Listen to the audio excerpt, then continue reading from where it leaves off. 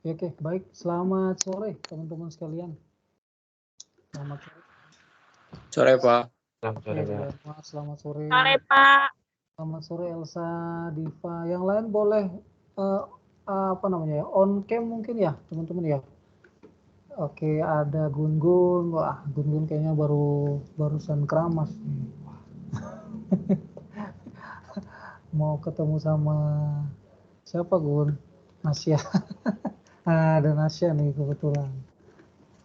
Bercanda ya teman-teman supaya nggak ngantuk ya. Oke, baik teman-teman, terima kasih ya buat kehadirannya pada sore hari ini. Mohon maaf saya telat sekali, seperti biasa teman-teman. Tadi ada bimbingan dulu dan tiba-tiba ada masalah di kamera dan di jaringan juga ya. Oke. Ya baik teman-teman, mungkin sebentar saja ya. Nanti kita ya nggak usah lama-lama lah ya. Sore-sore kan ngantuk juga. Mungkin ada yang sudah mau sore-sore gini kan biasanya pengen jalan-jalan ya mungkin ya. Itu kan ada yang mungkin ingin udah ngantuk segala macam ya. Oke, baik teman-teman. Nah, sambil yang menunggu yang lain mungkin belum bergabung, kita coba langsung saja ya teman-teman ya. Nah, pada sore hari ini kita akan mempelajari salah satu materi baru yang sebetulnya merupakan kelanjutan dari bahan kita minggu lalu ya. Nah, kalau di minggu lalu kita tidak bisa hadir itu karena ada akreditasi.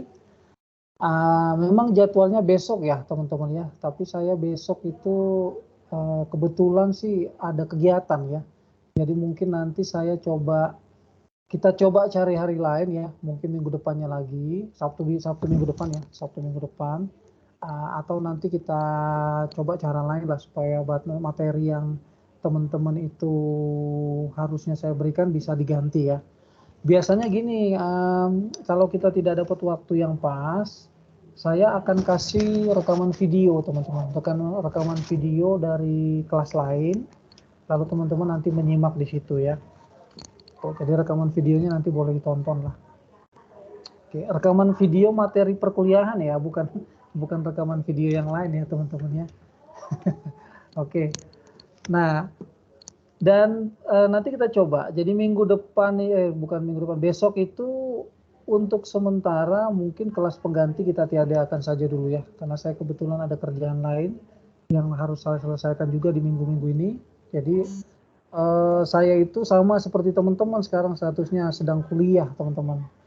Nah, kebetulan saya kuliah di Unpad, jadi ya samalah ya. Namanya mahasiswa itu kadang ketemu dengan dosen pembimbing segala macam. Ya, jadi mungkin kendala saya juga di waktu. S3 Pak. Iya betul sekali Gun. Saya sedang ngambil S3 di Unpad ya, di Fakultas Hukum Unpad. Nah kalau ditanya Pak, sama nggak? Sama aja. Ya sama pusingnya. Sama pusingnya. Dosennya galak gak Pak? Berarti dosennya untuk baik ya. gitu-gitunya nggak perlu dikasihnya udah di foto. Yang Ya, dijadiin seminar di rumah paling KTP kita. KTP. Nah, oke, ini lagi ada transaksi nih. Itu sama yang lain nih. Oke, teman-teman boleh di off mic dulu ya. Nah, kalau di Unpad itu kebetulan pembimbing dosen saya sih cukup baik lah ya. Cuma ya beliau itu ya boleh dibilang cukup strict juga sih ya. Jadi kalau misalnya teman-teman nanti kuliah pasca sarjana, ini cerita sedikit menyimpang ya, karena tadi Gun bertanya, kalau nanti teman-teman mengambil sekolah pasca sarjana, hal yang pertama kali harus disiapkan itu sebetulnya bukan cuma waktu untuk kuliah, bukan. Itu nggak cukup. Tapi juga waktu untuk membaca buku. Nah, itu yang paling banyak kita harus konsumsi. Ya, jadi buku itu harus banyak dibaca. Kenapa Pak? Karena kalau tidak, ya hilang tuh dalam arti bisa nggak selesai atau kita nggak bisa mengikuti kemampuan si dosen gitu ya. Itu teman-teman harus keep up di situ ya, jadi harus dikejar. Nah, mungkin bisa dicoba mulai memupuk kebiasaan itu dari S1 teman-teman ya. Kadang kalau di Unpad itu kuliah itu bukan hal yang wajib kalau di Unpad ya, tapi jangan ditiru ya teman-teman ya, nggak boleh. Nanti itu Pak Dino bilang jangan kuliah, nggak boleh teman-teman. Jadi bukan untuk ditiru, itu hanya perbedaan budaya saja lah, gitu ya. Dan itu pun kalau di level pasca sarjana. Oke ya.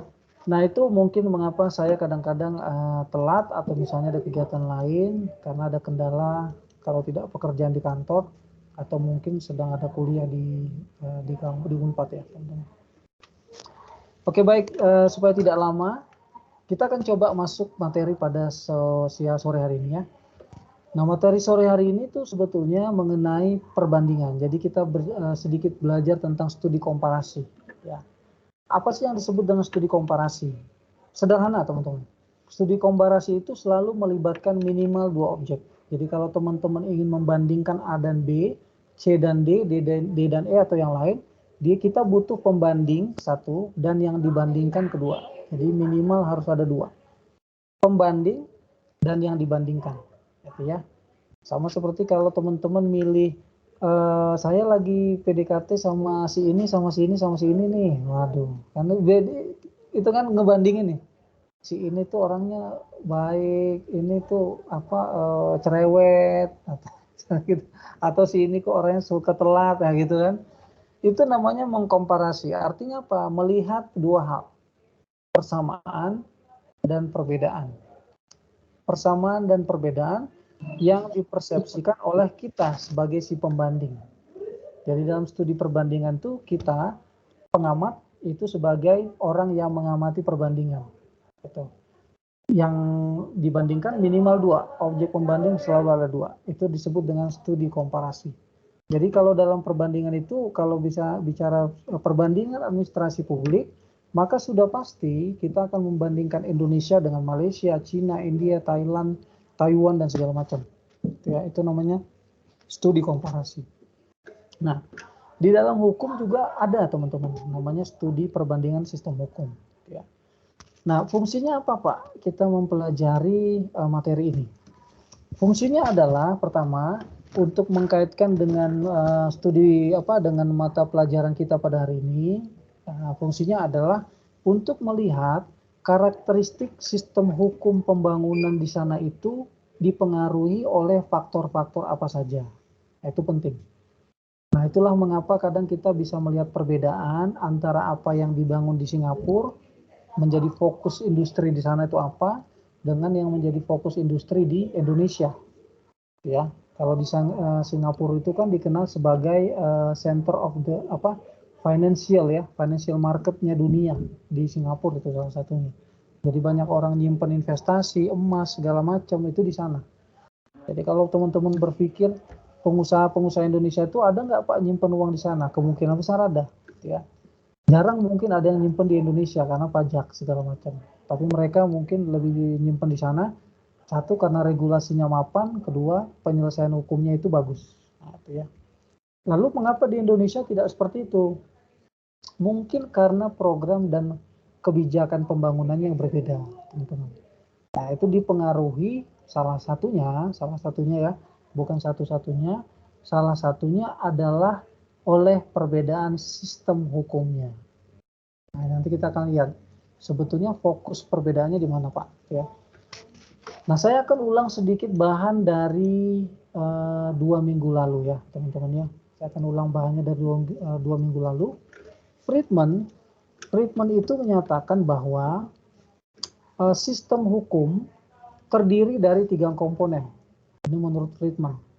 Jadi Friedman menyatakan dalam teorinya, dalam bukunya, dia menyatakan semua sistem hukum, semua itu punya 3 komponen utama. Struktur, substansi, dan kultur. Struktur, substansi, dan budaya. Tapi Friedman menyatakan isi atau karakteristik dari 3 unsur tadi itu yang membedakan satu negara dengan negara yang lain. Satu sistem dengan sistem yang lain. Nah, saya akan flashback sedikit ke slide nomor 2 sebelum kita masuk ya. Lalu, apa sih yang disebut dengan sistem hukum atau legal system, teman-teman? Nah, saya mengutip salah satu pendapat umum yang cukup sederhana supaya teman-teman bisa menyimak. Sistem hukum itu adalah sebuah sistem. Nah, perhatikan di dalam kata-katanya. Sistem hukum ada 2. To interpret, artinya apa Pak? Untuk menafsirkan, ya, interpretation, penafsiran, dan to enforce, menegakkan atau melaksanakan hukum. Jadi sistem hukum itu punya dua fungsi, to interpreting atau to enforce. Ya, fungsinya menafsirkan hukum dan menegakkan hukum. Nah, itu sistem hukum. Tapi ternyata di dalam sistem hukum itu ada 5 jenis rules. Dalam semua sistem hukum ada 5 jenis rules atau aturan. Ya. Pertama, strata pertama itu yang disebut dengan constitutional norms atau norma konstitusi. Ya, jadi kalau di Indonesia itu diterjemahkan dalam bentuk Undang-Undang Dasar 45. Itu constitutional norms, norma konstitusi. Yang stratanya itu lebih tinggi. Jadi sifatnya itu fundamental, ya, fundamental dan basic. Kalau di Jerman disebut sebagai basic law, hukum dasar. Nah, itu disebut konstitusi. Nah, konstitusi itu teman-teman itu selalu berisi salah satunya di antara yang lain, salah satunya adalah yang disebut dengan political policy tentang pembangunan. Jadi di konstitusi itu sudah dituliskan ideologi pembangunannya apa, political policy-nya apa, fokus pembangunannya apa, lalu cara-cara dia membangun itu bagaimana. Itu sudah ditulis biasanya. Nah, konstitusi teman-teman boleh dicatat, ada 2 tipologi besar di dunia. 2 tipologi konstitusi. Satu yang tertulis atau yang disebut dengan written constitution. Yang kedua, konstitusi yang tidak tertulis atau unwritten constitution. Nah, kalau begitu Indonesia masuk kategori apa, Pak? Indonesia termasuk dalam konstitusi tertulis yang disebut dengan Undang-Undang Dasar 45, ya. Yang sudah diamandemen 4 kali, teman-teman ya. Diubahnya udah 4 kali. Nah, lalu ada nggak di negara di dunia itu nggak punya konstitusi tertulis, Pak? Tapi dia punya constitutional norms. Ada 4 negara, ya. Cuma ada 4 di dunia. Salah satunya adalah Inggris. Nah, teman-teman boleh sambil nyari di Google, coba ketik Constitution of England atau UK, United Kingdom. Nah, itu nggak akan ketemu tuh. Dia akan nggak ketemu, ya, karena dia tidak tertulis, ya. Jadi dituliskan dalam banyak naskah, ya, tidak satu, jadi banyak naskah. Nah, tapi kalau kita ketik Constitution of United States, Amerika, dia pasti muncul. Karena Amerika termasuk negara pengadopsi konstitusi tertulis. Nah, sama seperti Indonesia. Ya, kalau kita ketik Constitution of China, RRC, Republic of China, itu dia muncul. Ya. Constitution of Canada, dia ada. Ya. Jadi itu beda. Nah, beda implementasinya ya, teman-teman ya. Nah, Constitution itu bersifat political atau fundamental. Jadi kalau teman-teman bertanya, Pak, di pasal mana sih dinyatakan bahwa Indonesia itu harus mengutamakan kepentingan umum? Nah, kita bisa menemukan salah satunya di pasal 33 yang mengatur tentang bumi, air, dan kekayaan alamnya dikuasai oleh negara dan digunakan sebesar-besarnya untuk kemakmuran rakyat. Itu ideologi pembangunan Indonesia. Ya. Itu yang diterjemahkan oleh banyak pakar Indonesia itu sebagai ekonomi kerakyatan. Jadi disebut dengan kolektif ekonomi. Jadi ekonomi kolektif, teman-teman. Yang tidak bertumpu pada liberalisme saja, tapi bertumpu kepada paham sosialis. Ya. Nah, saya katakan sosialis jangan disamakan dengan komunisme ya. Jadi sosialisme dan komunisme itu 2 hal yang berbeda. Nah, turun ke bawah, di bawah konstitusi, kita mengenal yang disebut dengan primary legislation, atau yang disebut dengan legislasi primer. Nah, kalau di Indonesia itu diterjemahkan ke dalam bentuk undang-undang. Misalnya undang-undang tentang persampahan, undang-undang tentang BUMN, undang-undang tentang ketenaga listrikan, ya, undang-undang tentang infrastruktur, undang-undang tentang keuangan negara dan masih banyak lagi. Nah, itu disebut dengan primary legislation. Siapa yang membuat, Pak, kalau di Indonesia? Yang membuat adalah DPR bersama-sama dengan presiden. Ya. Jadi harus bersama-sama. Nah, itu primary legislation. Isi normanya dari mana? Kebijakan pembangunannya. isi normanya dari konstitusi. Jadi norma abstrak di konstitusi dikonkretisasi ke dalam bentuk undang-undang. Itulah mengapa kita menemukan satu pasal, misalnya pasal 33 tadi, itu banyak undang-undangnya teman-teman. Ada undang-undang tentang pertanahan, pasal 33 acuannya. Undang-undang tentang agraria, pasal 33. Undang-undang tentang minerba, pasal 33. Undang-undang tentang infrastruktur, itu ke pasal 33. Undang-undang tentang ruang angkasa, itu ke pasal 33. Nah, itu satu cantolan, tapi dia banyak jabaran gitu ya. Nah, itu disebut dengan primary legislation. Nah, turun ketiga ke bawah, kita menyebutnya sebagai subsidiary legislation atau yang disebut dengan bylaws ya. Jadi legislasi subsidiar namanya. Nah, ini kalau di Indonesia itu levelnya dari peraturan pemerintah sampai ke peraturan daerah. Itu disebut dengan subsidiary legislation. Yang membuat bukanlah parlemen, tapi badan eksekutif ataupun badan legislatif di daerah. Contohnya apa? Misalnya peraturan pemerintah tentang keuangan negara ya, pengelolaan keuangan negara misalnya. Peraturan pemerintah tentang penyelenggaraan tata kelola pemerintahan desa gitu ya. Nah, itu disebut dengan subsidiary legislation. Nah, lalu di tingkat daerah itu namanya local regulation ya, peraturan daerah yang dibuat oleh provinsi, kabupaten kota, atau yang paling rendah itu levelnya desa. Kita sebut sebagai peraturan desa. Nah, semua isinya itu mayoritas berkaitan dengan isu-isu pembangunan. Nah, kalau kita bicara isu pembangunan, teman-teman jangan hanya memikirkan tentang economic development. Tidak. Ya, pembangunan itu social development, religious development, political development, lalu technological development, itu semua isu pembangunan. Bahkan misalnya berkaitan dengan khusus tentang misalnya education, itu pembangunan sumber daya manusia ya. Nah, jadi isu pembangunan itu sangat kompleks teman-teman. Nah, yang keempat di bawah kita sebut sebagai custom ya, budaya hukum yang diciptakan oleh pengadilan.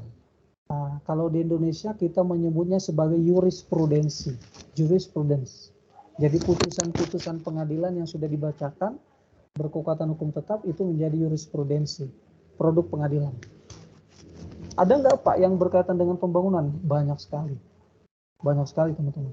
Salah satu contoh ya, kalau teman-teman tahu kebijakan tentang 20% dana pendidikan dari APBN itu harus dipisahkan, itu hasil dari putusan Mahkamah Konstitusi. Jadi Mahkamah Konstitusi itu pernah memutus bahwa di setiap APBN dalam tahun berjalan itu harus disediakan 20% pasti untuk anggaran pendidikan. Makanya sampai sekarang pemerintah selalu memisahkan itu. 20%. Itu akibat putusan Mahkamah Konstitusi. Nah, kita sebut sebagai jurisprudensi. Nah, lalu yang ke bawah itu kita sebut sebagai custom atau adat istiadat ya. Nah, adat istiadat ini banyak ya teman-teman. Kita mengenalnya itu dalam hukum adat Indonesia itu banyak ya. Misalnya adat Jawa ya, adat Sunda, adat Kalimantan, adat Papua, lalu Aceh, lalu adat Bali, gitu. Makassar, Sulawesi, segala macam. Nah, di dalam hukum-hukum adat tadi itu terselip aturan-aturan adat mengenai pembangunan yang seringkali dia bertabrakan dengan undang-undang atau hukum negara. Contohnya apa? Misalnya pembangunan di Bali. Pembangunan di Bali itu beda dengan pembangunan di Bandung, nggak bisa disamain. Karena kalau di sana itu ada berlaku hukum adat dan hukum agama Hindu. Itu di sana ya. Jadi kalau misalnya Presiden Jokowi, misalnya nih contohnya ya, ingin membuat trek MotoGP kemarin itu di Bali, bukan di Mandalika, maka beda cara membangunnya antara di NTB, Mandalika, dengan di Bali, teman-teman. Itu ya, jadi nuansa adatnya itu lebih terasa lah, ya. Nah, itu kita sebut sebagai custom, ya. Nah, saya lanjutkan ya. Nah, semua kelima legislation tadi kita coba kelompokkan ke dalam elemen-elemen sistem hukum menurut Friedman. Jadi kalau teman-teman nanti mempelajari materi ini tolong diingat-ingat, ini teori fondasi yang akan selalu banyak dipakai oleh pengambil kebijakan, terutama oleh orang-orang hukum ya. Saya termasuk penggunanya. Mereka akan mendasarkan kepada teori ini, teman-teman. Jadi teman-teman tolong dipelajari, atau kalau misalnya mau diulik boleh ya. Minimal bisa menghafal unsur-unsurnya. Pertama, struktur. Struktur itu bicara tentang dua hal. Nah, ini tadi saya kaitkan dengan teori yang pertama ya.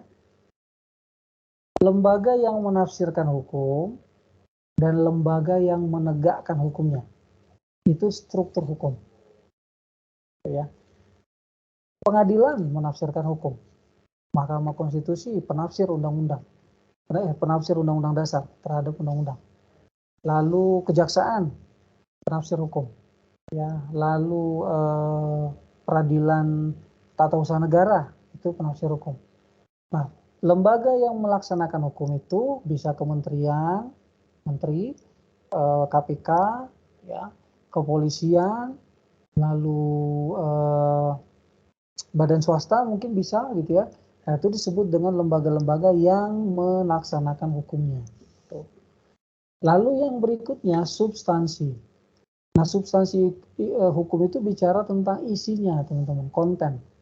Apa konten hukumnya? Aturan hukumnya apa yang ada di Indonesia? Kalau misalnya ada seorang pengusaha itu pengen bikin ini misalnya mereka pengen bikin racing ya, racing di Mandalika kemarin itu ada hukumnya, teman-teman. Nah, undang-undang pajak kita bagaimana, misalnya ya. Undang-undang infrastruktur bagaimana, lalu undang-undang Kementerian Negara siapa yang bertanggung jawab, itu disebut dengan substansi hukum, termasuk juga hukum adat yang berlaku dan hukum peraturan daerahnya ya. Nah, itu semua digunakan. Nah, yang ketiga namanya kultur atau budaya hukum. Nah, budaya hukum ini disebut dengan nilai-nilai yang tumbuh di masyarakat yang mempengaruhi bagaimana hukum itu bekerja, teman-teman. Jadi perilaku kita sebagai warga negara, sebagai masyarakat itu, atau sebagai mahasiswa, itu akan mempengaruhi apakah hukum itu efektif atau tidak. Jadi sikap-sikap kita itu mempengaruhi, teman-teman. Itulah mengapa kadang-kadang ada penegakan hukum, ya. Jadi misalnya sifatnya koersif, paksaan. Karena pemerintah melihat, oh ini kayaknya nggak taat hukum, oke kasih sanksi segala macam. Nah, tapi kalau misalnya dia bagus bagaimana Pak? Nah, sayangnya di Indonesia itu belum ada sistem reward, teman-teman. Jadi punishment-nya yang baru dipakai ya. Jadi kalau misalnya ada kayak di kampus kita nih misalnya ya, teman-teman bisa ngusulin nih. The best student. Rewardnya apa? Nah, itu kan jadi pertanyaan kan. Ada nggak rewardnya? Apakah tiket ke Mandalika? Oke, semester ini Ajeng nih misalnya, Ajeng dapat menjadi the best student. Oke, Ajeng dikasih tiket ke Mandalika, itu namanya reward. Nggak ada, belum ada ya teman-teman ya. Mungkin sepanjang saya tahu belum ada ya. Tapi kalau coba misalnya Amara ya, misalnya Amara melakukan pelanggaran, oh kasih sanksi, pasti ada. Cuma kalau reward nggak ada ya. Sama seperti dosen juga teman-teman. Jadi kalau misalnya Pak Dino kok nggak pernah ya jadi dosen favorit, ya mungkin karena nggak ada reward. Mungkin jadi males dosennya ya. Mungkin, tapi bukan berarti harus ada reward ya. Tuh, tidak seperti itu juga teman-teman ya. Itu hanya contoh saja. Artinya apa Pak? Perilaku kita itu mempengaruhi teman-teman. Sikap kita itu mempengaruhi hukum itu bekerja atau tidak. Nah, itu. Tidak usah jauh-jauh lah. Kalau misalnya kita pakai motor, nggak pakai helm, nggak ada SIM, gitu ya, itu salah satu bentuk ketidaktaatan hukum. Nah, itu mempengaruhi undang-undang apa Pak? Undang-undang lalu lintas. Di sana kan sudah ditulis, setiap pengendara bermotor itu wajib punya surat izin mengemudi. Ya. Apakah SIM C untuk motor atau SIM A untuk mobil. Atau kalau misalnya dia bawa mobil tapi truk, makanya butuh SIM B gitu ya. Terus kalau misalnya dia bawa truk tapi pakai SIM A, artinya apa? Melanggar hukum. Nah, itu sikap kita mempengaruhi bagaimana hukum bekerja. Oke, saya langsung saja ya teman-teman ya. Nah, kita masuk ke dalam tipologi. Ya. Ada 4 tipologi, ada 4 jenis sistem hukum yang besar di dunia. Ya. Pertama, yang disebut dengan yang garis merah, teman-teman bisa baca di atas, Eropa kontinental. Ini tipe yang paling besar. Banyak digunakan di berbagai belahan dunia. Ya. Mungkin kalau dari 200, yang mungkin 60% menggunakan itu. Kedua, sistem hukum kedua namanya common law atau Anglo-Saxon. Dari namanya kita udah lihat common law tuh Anglo-Saxon. Nah, dari namanya udah ngerti Anglo, Anglican England, ya. Berarti dari Inggris, Pak. Nah, ini sistem hukum yang kedua. Mungkin 30% menggunakan ini. Lalu sistem hukum yang berikutnya customary law, hukum adat. Ini mungkin sudah berkurang, teman-teman, karena dulu seiring dengan penjajahan Roma, Inggris, Portugis segala macam gitu ya, makanya banyak hukum adat yang hilang. Tapi ada beberapa negara yang masih memelihara, gitu ya. Kita sebut sebagai customary law. Nah, yang terakhir adalah sistem hukum Islam yang disebut dengan religious system. Ini banyak dikembangkan atau berasal dari negara-negara di semenanjung Arab atau di sebagian negara-negara Timur Tengah. Ya. Nah, kita akan coba bahas karakteristiknya. Nah, saya akan mulai dari awal. Pandangan umumnya adalah sistem hukum, teman-teman. Ini pandangan umumnya. Sistem hukum akan mempengaruhi bagaimana kebijakan pembangunan itu diciptakan. Tuh, makanya kita perlu mempelajari karakteristiknya. Lalu, sistem hukum itu mempengaruhi bagaimana cara pemerintah melaksanakan pembangunan. Itu dipengaruhi oleh karakteristiknya. Nah, ciri-cirinya apa, Pak? Ini. Eropa kontinental itu sejarahnya, ini sejarah dari zaman kuno, teman-teman, itu dimulai pada awal abad ke-5 sebetulnya. Tapi jauh sebelum itu, di Romawi, itu sudah berkembang sebetulnya ya. Tapi menjadi sangat populer itu sejak abad ke-5 karena Romawi itu dulu salah satu imperium terbesar di dunia. Dulu kan belum dikenal disebut dengan konsep negara bangsa ya. Jadi abad ke-5 sampai ke-13 atau 14 mungkin belum dikenal namanya konsep negara bangsa. Misalnya negara Prancis, negara Inggris, negara Indonesia, itu belum. Orang hanya tahu dari wilayah. Wilayah jajahan Roma, wilayah jajahan Yunani, wilayah jajahan Cina, wilayah jajahannya Kazakhstan, wilayah jajahannya Mongolia. Nah, itu disebut dengan wilayah. Jadi sifatnya region. Nah, sejak mungkin awal 14-15 baru muncul teori yang disebut dengan teori konsep negara bangsa ya.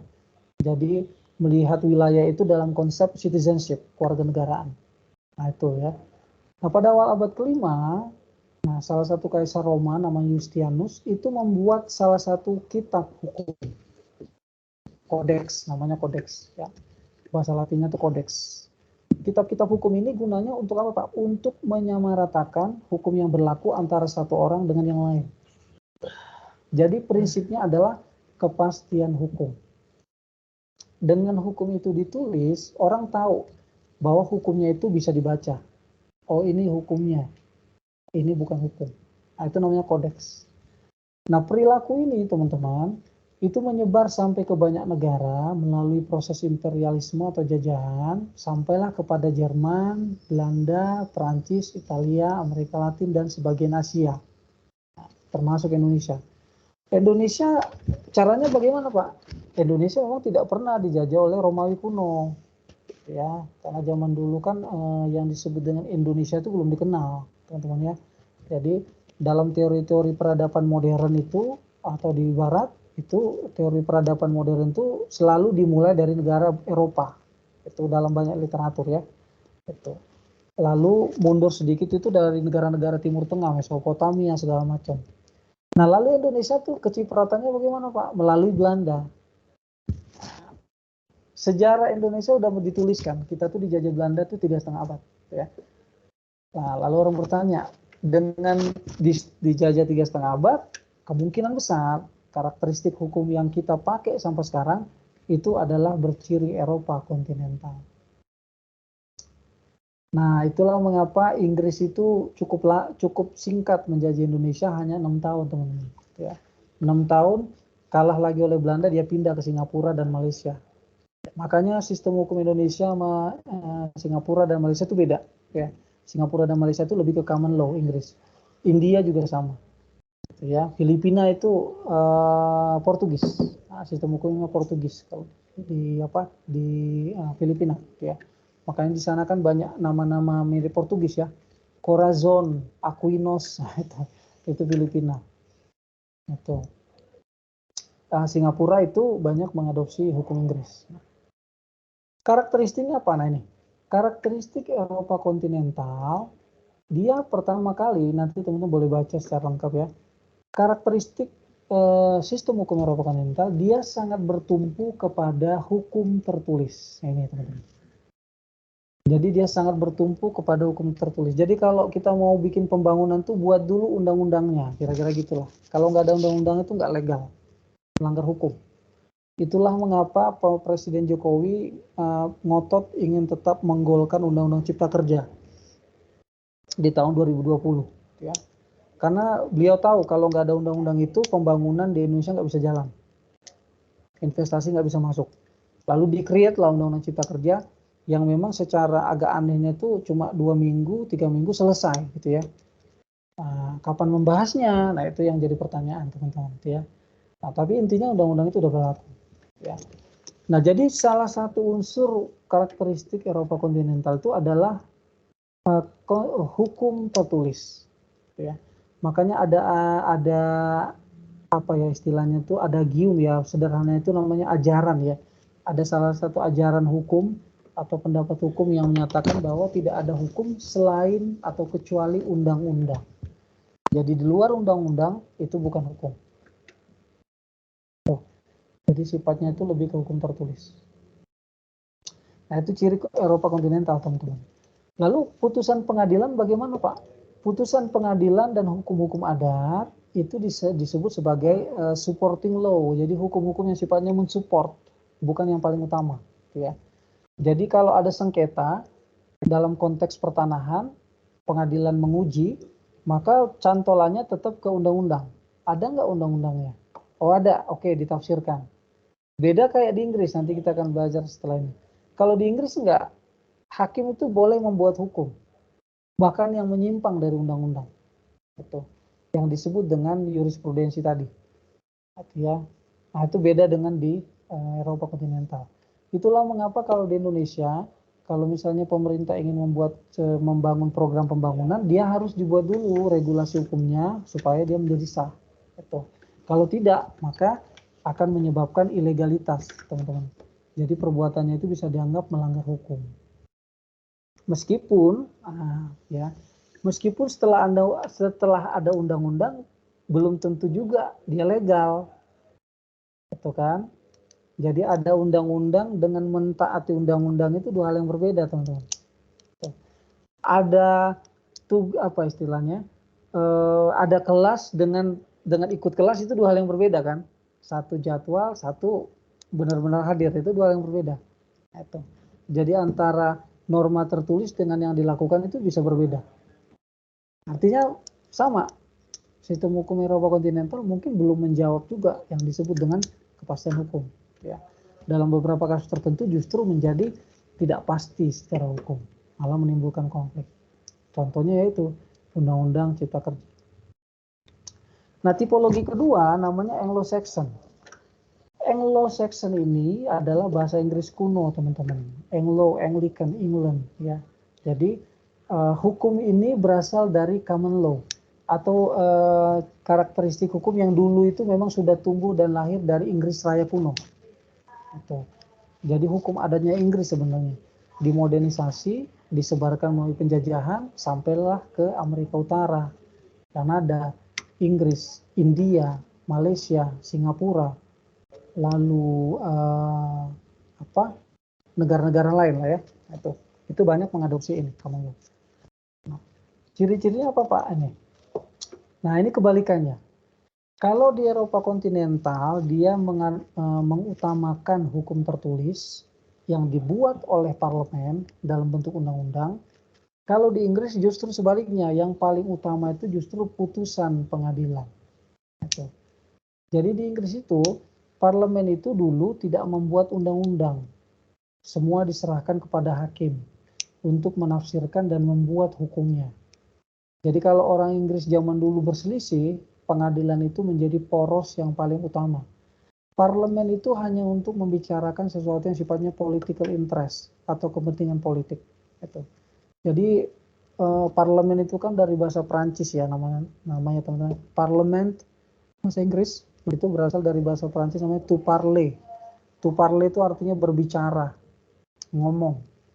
Nah, itu kalau teman-teman kenal dengan Fahri Hamzah ya, salah satu anggota DPR zaman dulu, tuh, Pak Parzi kan paling senang dia bilang tugas saya sebagai anggota DPR itu ya to parler, ngomong. Tidak selalu to legislate, membuat undang-undang.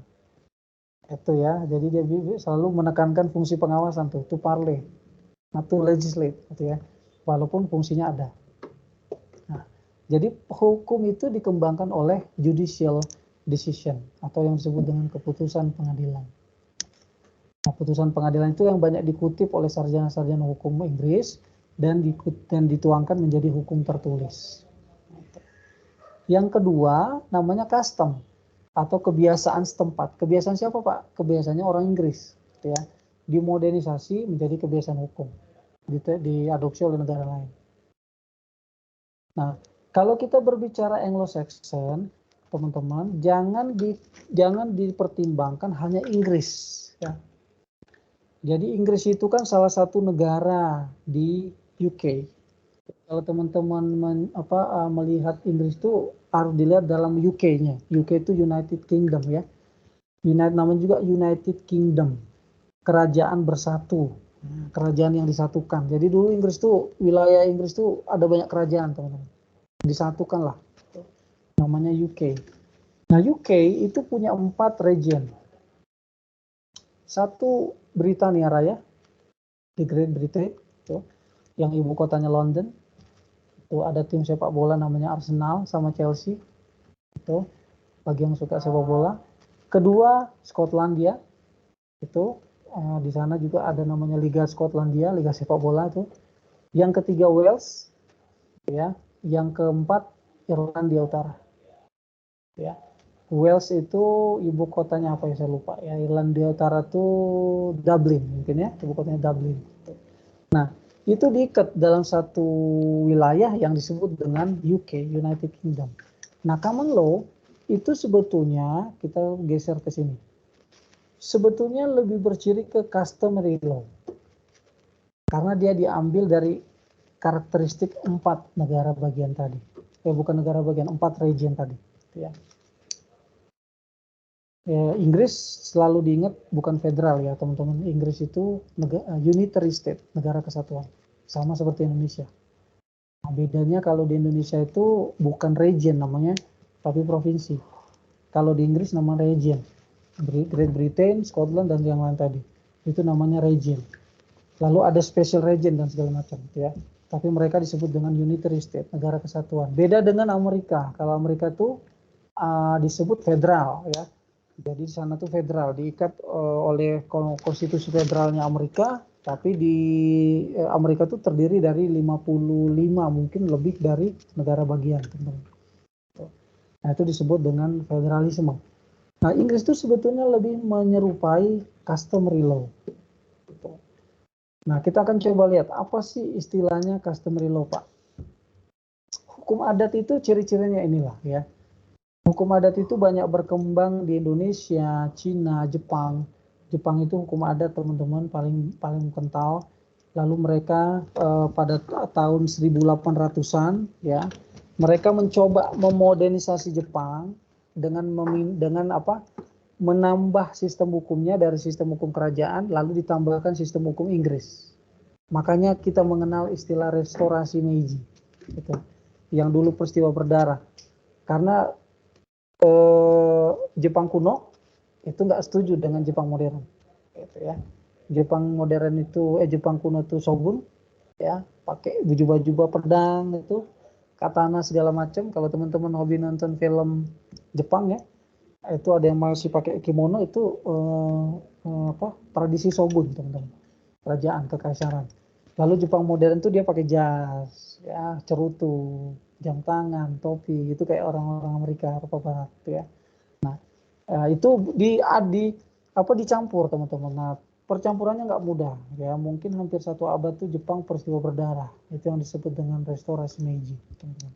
Tapi sebetulnya fondasi Jepang hukum adat.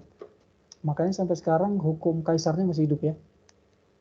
Indonesia juga sama, masih berlaku. Ya, Cina sama.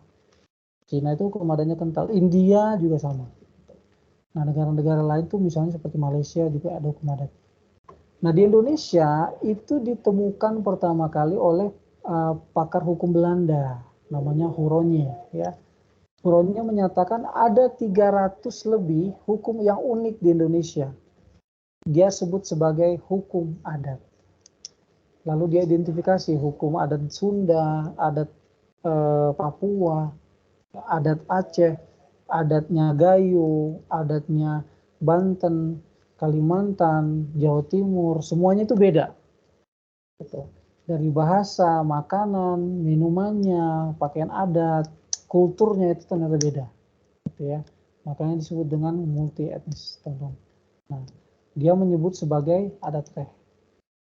Nah, karakteristiknya apa Pak ini? Karakteristik utamanya adalah hukum adat itu bersumber kepada hal-hal yang sifatnya spiritual. Jadi kepercayaan. Ya.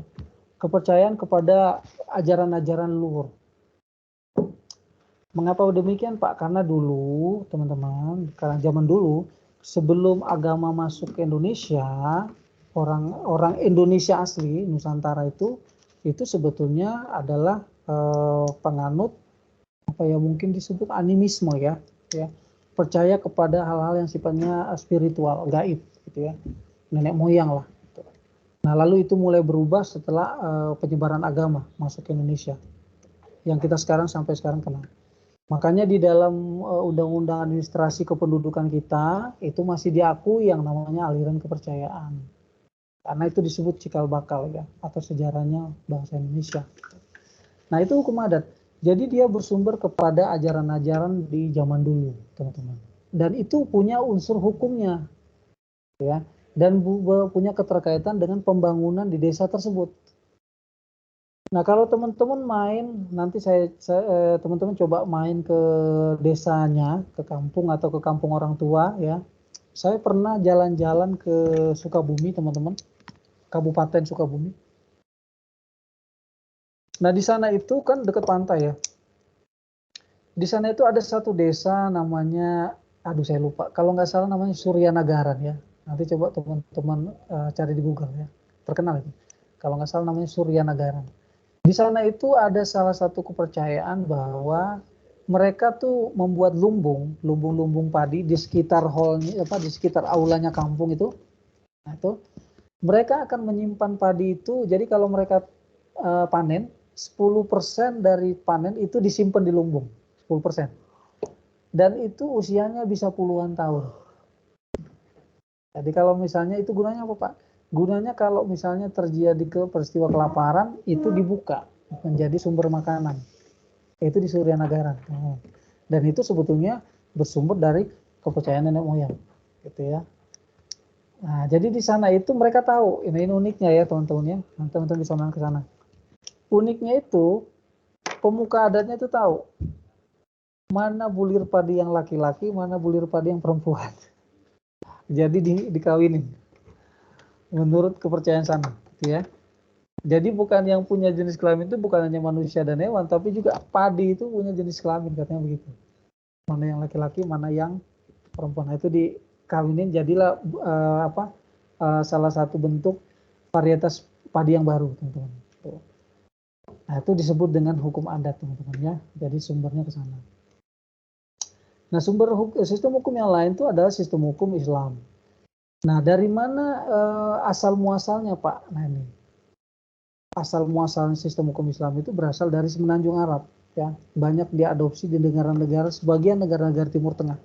Arab Saudi, Qatar, Bahrain, Pakistan, sebagian India. Nah, Cina ada nggak Pak? Ada. Makanya kita di sana tuh dikenal suku Uighur ya. Karena Uighur itu dekat dengan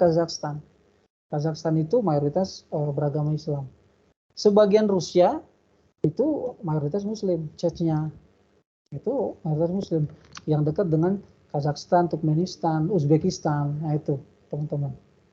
Nah, itu sebagian Asia dan Eropa ya. Lalu kalau di Amerika ada nggak? Ada teman-teman. Jadi di Amerika tuh di sebagian wilayah Meksiko ya. Sebagian wilayah Meksiko tuh ada yang mayoritas beragama Islam. Lalu kalau di Eropa salah satunya Spanyol ada sebagian yang beragama mayoritas beragama Islam. Prancis juga itu sama ya.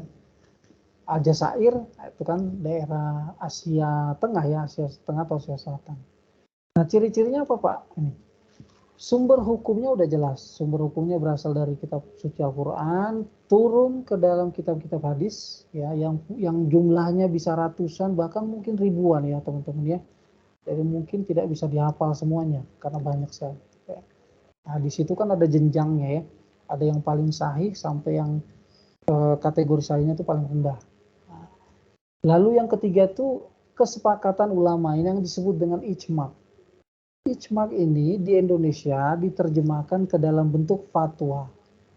Makanya kita mengenal namanya fatwa MUI sama fatwa NU. Tuh.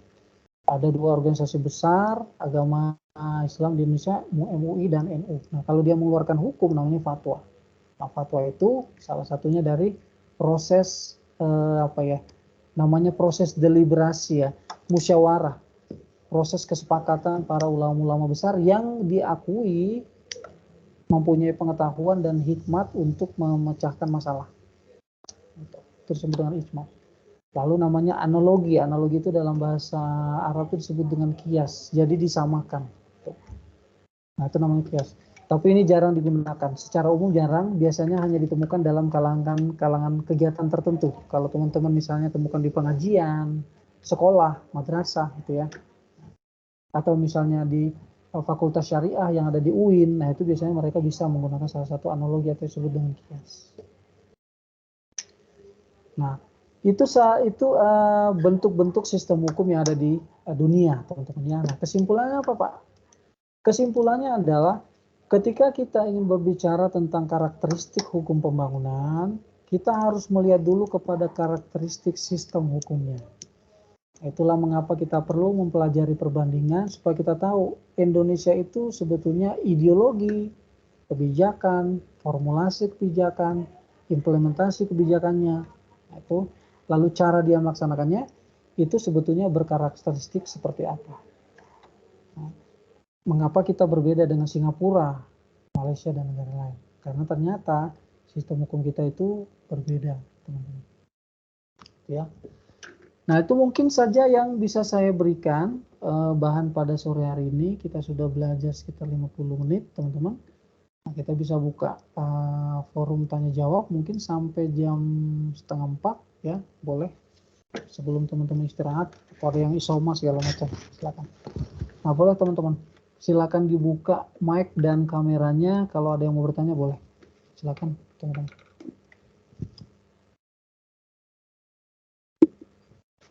Oke, adakah yang mau bertanya mungkin? Silakan. Untuk tugas saya belum ngecek ya. Nanti coba saya cek buat minggu depan ya, teman-teman ya, supaya ada yang bisa presentasi. Ada yang sudah kumpulkan belum ya? Untuk tugas.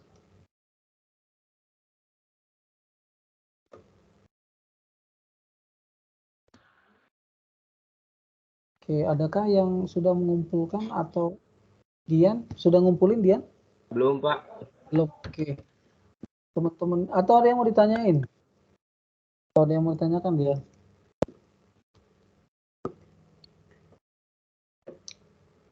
Oke, gimana nih? Saya coba. Salsa, ada yang mau ditanyakan mungkin? Amara, ada yang mau ditanyakan? Teman-teman yang lain, Elsa, ya Amara, bagaimana? Agung mungkin ada yang mau ditanya, Feren yang ada di kamera saya ya. Iya Pak, tadi yang terkait saya chat via MS Team gimana ya Pak? Oh, yang di chat MS Team ya. Coba saya lihat ya.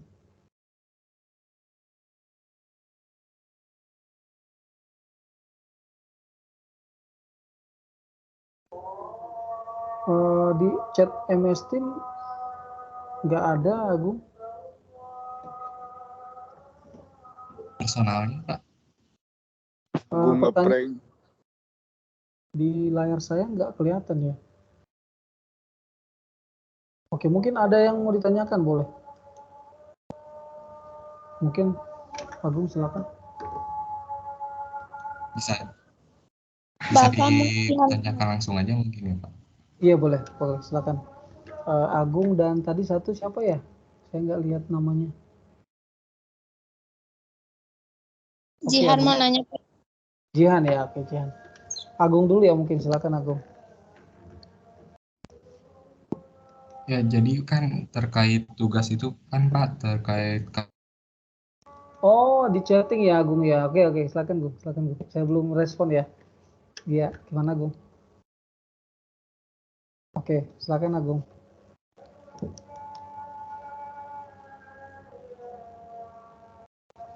Oke, Agung kayaknya freeze ya.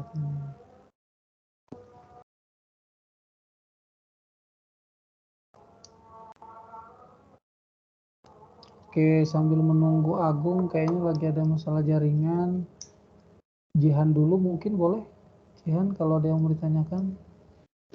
Bapak Jihan mau nanya, kalau misalkan pemerintah dalam membuat kebijakan tuh apa harus merujuk ke dalam hukum Islam nggak? Kan soalnya mayoritas di Indonesia tuh kan agamanya Islam.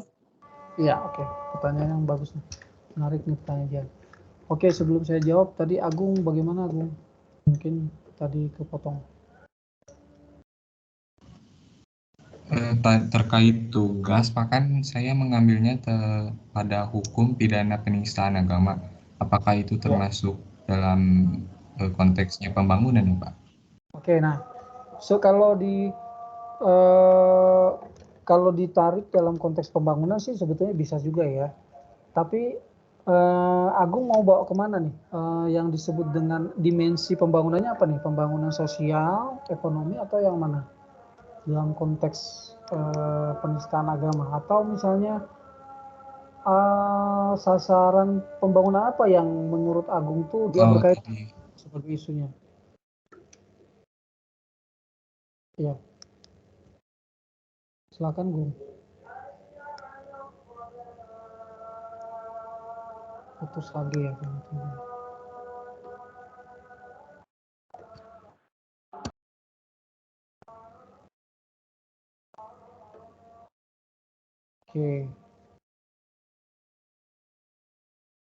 Oke, saya coba menunggu Agung ya. Oke, saya coba tadi pertanyaannya Jihan ya. Nah, apakah bersumber kepada hukum Islam Pak ya? Jadi ada sebagian yang memang dia bersumber kepada hukum Islam, ada sebagian ya teman-teman ya. Sebagian lagi mungkin memang dia mengadopsi kepada hukum-hukum Barat ya, sebagian lagi. Atau mungkin ada beberapa yang diadopsi dari hukum adat ya. Contohnya apa Pak? Contohnya itu undang-undang tentang undang-undang tentang pembentukan Aceh, Nangro Aceh Darussalam. Itu undang-undangnya itu salah satunya adalah kepada sumber hukum Islam. Meskipun tidak dituangkan ke dalam bagian pertimbangan. Jadi bagian pertimbangan itu maksudnya pasal apa itu nggak ada. Cuma secara filosofis dia diambil salah satunya dari hukum Islam, teman-teman. Itulah mengapa di NAT itu diizinkan. Sebetulnya di sana itu tidak diwajibkan sih bahasanya, tapi diizinkan untuk menggunakan syariah Islam, hukum syariah Islam diizinkan gitu ya. Jadi sebetulnya tidak semua kabupaten kota itu menerapkan itu, ada yang tidak teman-teman. Tapi kalau dia mau menggunakan boleh ya, karena di undang-undang itu dimungkinkan teman-teman. Nah itu salah satunya. Lalu hukum-hukum lain ada nggak Pak? Ada, undang-undang perkawinan itu sumbernya agama teman-teman.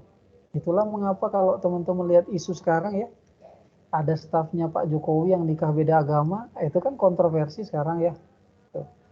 Karena itu melanggar di Undang-Undang 174. Ya, dianggap melanggar Undang-Undang perkawinan teman-teman. Yang menyatakan bahwa kalau mereka ingin menikah, itu dia harus satu kepercayaan, satu keyakinan lah ya, mungkin bahasanya satu agama. Tidak boleh beda-beda gitu. Nah, itu diambil dari hukum agama teman-teman, salah satunya hukum Islam. Lalu juga undang-undang tentang pornografi itu juga diambil dari prinsip-prinsip yang ada dalam hukum agama. Itu mungkin bukan hanya agama Islam tapi ya yang lain juga sama gitu ya. Nah, itulah pernah menjadi pertentangan ya antara di waktu lagi disusun itu teman-teman. Lagi jadi ada pertentangan antara rancangan undang-undangnya itu dengan istilahnya pandangan hukumnya di Bali. Ya, makanya orang Bali banyak yang tidak setuju dengan undang-undang itu karena di sana kan mungkin adat istiadatnya beda ya. Nah, karena mereka takut nanti patung-patung yang seperti itu misalnya ada yang patung-patung nude itu kalau bahasa Indonesia itu patung-patung nude itu dianggap sebagai pornografi. Padahal di sana itu dianggap sebagai kreativitas seni. Nah, itu kemarin sih masalahnya situ. Jadi mereka minta dibedakan antara wilayah seni itu kan wilayah privat dengan wilayah agama gitu ya, atau yang disebut dengan wilayah hukum. Nah, tapi ada beberapa undang-undang yang mengadopsi itu dia. Itu secara langsung. Secara tidak langsung banyak. Secara tidak langsung banyak sekali. Contohnya apa? Undang-undang tentang obat dan makanan. Itu secara tidak langsung. Ya. Salah satu klausulnya itu tentang derajat kehalalan. Itu ada di undang-undang, coba nanti dibaca undang-undang obat dan makanan. Ada, itulah mengapa harus ada wajib label halal. Yang sekarang jadi kontroversi juga ya, antara punya versinya MUI atau versinya negara nih sekarang. Mana yang bisa dipakai ya. Kalau menurut saya dua-duanya bisa berlaku sih ya. Mau pakai punya MUI boleh, pakai punya negara boleh. Sepanjang memang bisa dipertanggungjawabkan saja ya. Peraturan daerah ada nggak Pak? Banyak. Peraturan daerah banyak, terutama yang di Aceh itu otomatis biasanya mayoritas menggunakan hukum syariah. Ya. Di tempat lain ada nggak? Di Bandung ini sebetulnya kalau di kota Bandung tuh ada sih ya, tapi mungkin secara tidak eksplisit, artinya implisit, tersirat teman-teman. Nah, mungkin kalau di Bandung juga ada, ya implisit tapi dia tidak tersirat. Ya. Nah kalau kita baca pasal-pasalnya itu mungkin mengandung hukum-hukum agama. Ya. Itu banyak dipakai teman. Jadi sebetulnya sudah dipakai sejak dulu, hanya mungkin kadang-kadang kita yang tidak tahu bahwa isinya itu norma itu mengandung itu, atau mungkin tidak semua undang-undang menggunakan itu. Jadi sebagian lagi menggunakan hukum barat. Mungkin itu ya Jihan ya. Nanti boleh dilihat contoh-contoh lain yang mengandung hukum-hukum tersebut. Oke Agung. Ya. Oke, makasih Jihan atas pertanyaannya. Agung sudah. Oke, sama-sama. Agung, apakah sudah hadir kah tadi mungkin? Iya hadir Pak. Oke. Pertanyaannya apa ya Agung? Saya lupa Agung, belum baca lagi. Jadi terkait tugas ya, ini minta pandangan Bapak aja gitu kan. Saya milihnya terkait kasus hukuman pidana penistaan agama gitu. Apakah itu sudah termasuk pada konteks permasalahan pembangunan gitu? Oke. Nah, kalau dilihat dalam konteks pembangunan sih bisa ya. Cuma kita identifikasi dulu aspek pembangunan apa kira-kira dari kasus tersebut. Apa yang mau disasar. Tuh. Sehingga kita menyatakan itu mengandung isu pembangunan. Kira-kira apa? Apa sih yang mau disasar gitu? Mau dituju dengan mengangkat kasus itu ya. Dengan menjadikan kasus itu sebagai pijakan. Pembangunan kan macam-macam, nanti bisa diidentifikasi ya. Misalnya, apakah berpengaruh ke aspek ekonomi mungkin? Tuh. Atau misalnya berpengaruh ke aspek komunikasi, ya, komunikasi publik. Nah, itu media sosial itu kan komunikasi publik ya. Atau kita membawa itu kepada aspek pembangunan sosial yang disebut dengan toleransi, ya.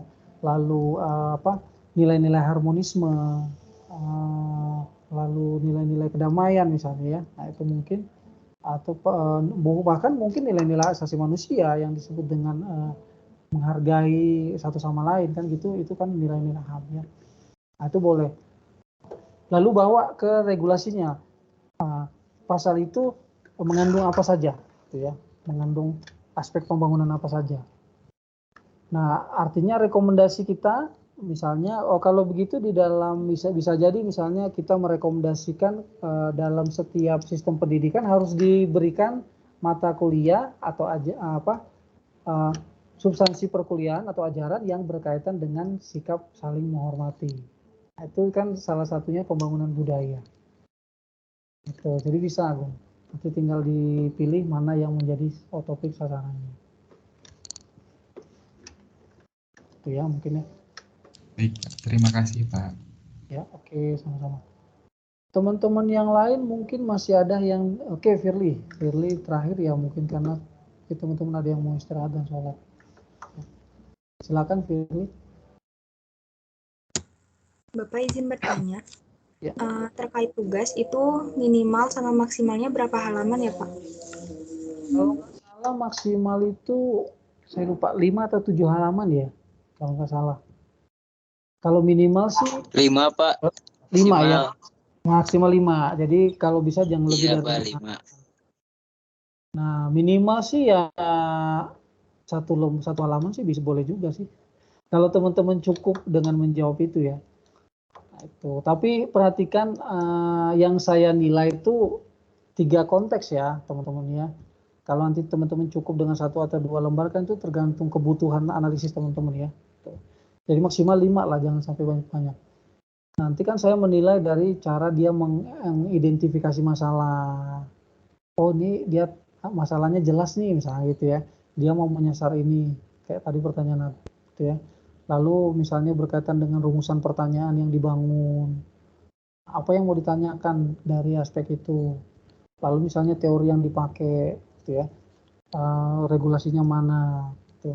Lalu analisisnya bagaimana. Nah, kalau misalnya itu membutuhkan lebih dari 1 halaman ya boleh, tapi maksimal cuma 5. Minimal 1 halaman bisa.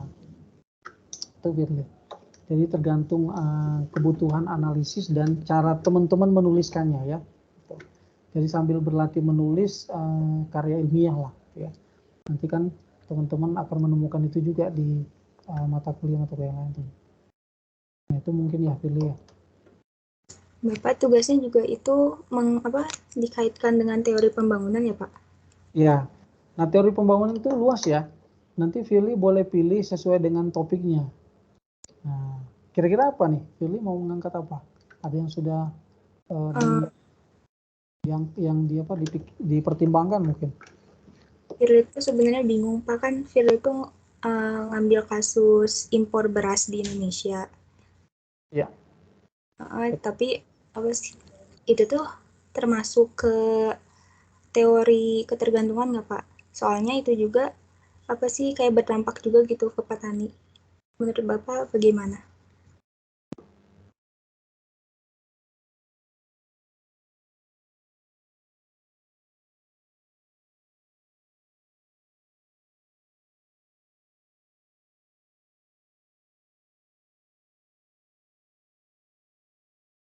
Firly keputus, boleh diulangi mungkin pertanyaannya.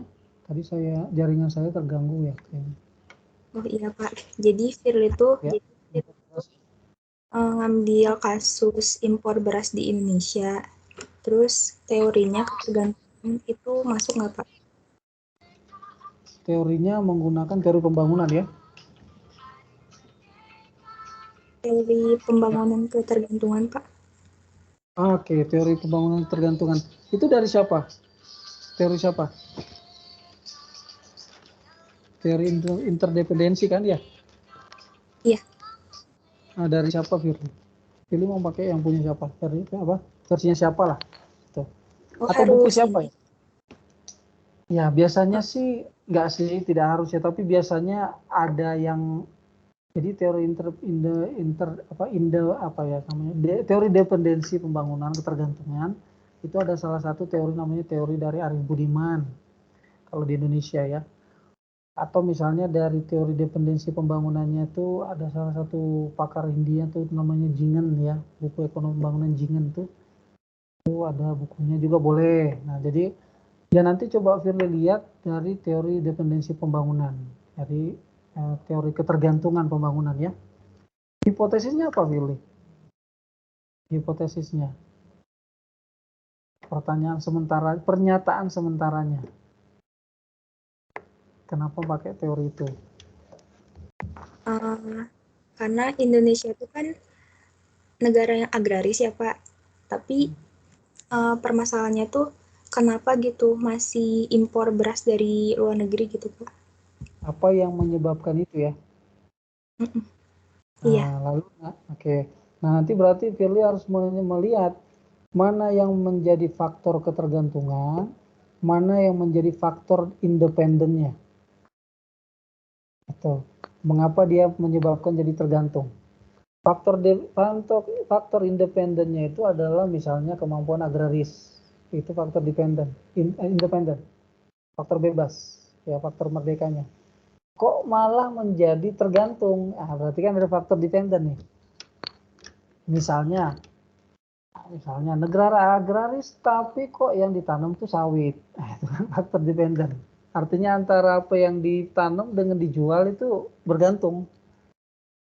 Ya. Lalu faktor dependen kedua itu hubungan antara kita dengan si negara impor negara dengan pengekspor. Misalnya Vietnam. Berarti kan negara Vietnam menjadi pengekspor, kita pengimpor. Apa sih yang menyebabkan kita bergantung? Nah, itu. Ya, berarti Firly harus susun dulu indikatornya. Jadi indikator itu tolok-tolok ukur yang mau dianalisis. Misalnya nanti bisa diambil dari teori dependensi tergantungan pembangunan yang dipakai, gitu ya. Nah, nanti boleh dilihat dari sisi regulasi. Dukungan pemerintah itu bagaimana sebetulnya? Itu ya mungkin ya, Firly ya. Iya Pak, terima kasih. Oke, baik. Ya baik teman-teman, mungkin itu ya yang kita bisa bahas pada sore hari ini. Kalau masih ada yang mau bertanya tentang tugas, masih bingung, boleh chatting saja. Nanti saya coba akan jawab semaksimal mungkin. Atau mungkin sambil jalan kelas sampai jam 4 nanti kita bisa buka ya, teman-teman ya. Oke baik, terima kasih semuanya pada sore hari ini atas kehadirannya. Sampai ketemu di sesi minggu depan. Terima kasih teman-teman semuanya. Terima kasih Pak. Ya, Terima kasih Pak. Ya, terima kasih. Terima Pak. Terima kasih. Selamat sore.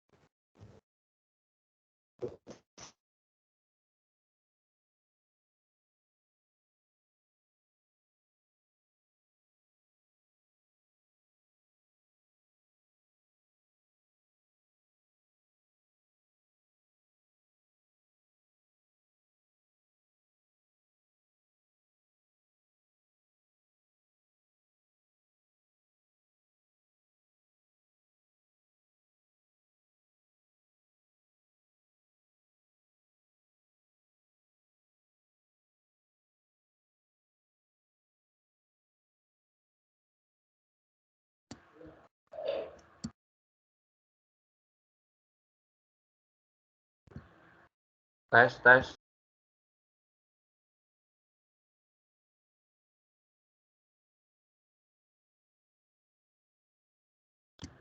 Xong.